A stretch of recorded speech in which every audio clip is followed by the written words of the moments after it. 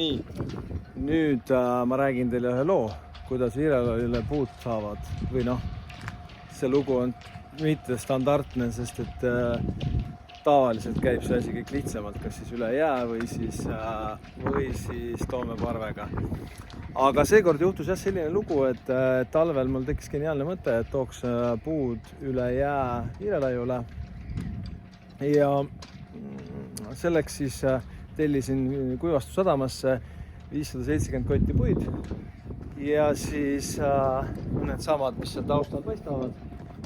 Seal on praegu pool neist. Ja et siis laseks ATV-ga üle tuua ja selleks leidsin 2 töömeest. Ja siis need 2 töömeest siin majandasid üle jää. No, kõigepealt oli neil ülesanne viia Võikülla, mis on siis siin Viirelaiule kõige lähem koht, kust on ainult kilomeeter Viirelaiule. Ja siis nad pidid sealt puud üle viima. Puud sinna Võikülla randa said, aga edasi läks asi müstiliseks. Nad olid 5 päeva siin, mina ei tea, kas nad jõid või tegid midagi muud. Igal juhul puud seal rannas olid ja mingist hetkest nagu siis üks töömees nimega Edgar, ma näitan, kuidas need puud siis siia parve peale saavad. Niimoodi nad siis lähevad praegu, mis on kõige lihtsam viis. Muidu on ta nagu full käsitöö, teisel pool võtame käsitsema. Anyway, Edgar läks täitsa kaduma, ei vasta telefon, mitte midagi kätte ei saa ja teate, üle jää sõitmine on selline, võib olla ohtlik ja kuna ta vastu ei võtnud, siis kõik lähedased hakkasid helistama, et kus on Edgar, on ju. Veel täitsa paanika, nagu kujutate ette, kui palkad mingi töömehe ja siis ta lihtsalt nagu vajub näiteks üle jää, läbi jää ATV-ga ja ongi kadunud ja nagu kutsusime siis Päästeameti ja hüdrokopteri ja kõik asjad, kõik otsisid teda ja enne imet pole, jää sees auku pole, Edgarit ka pole.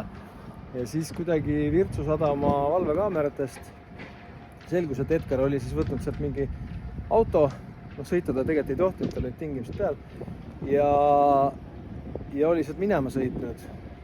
Ja pärast siis selgus, et oligi politseile vahele jäänud. Kuna ta olid tingimused peal, siis Edgar pandi 6 kuuks vangi. Ehk siis puudesaaga etapp 1.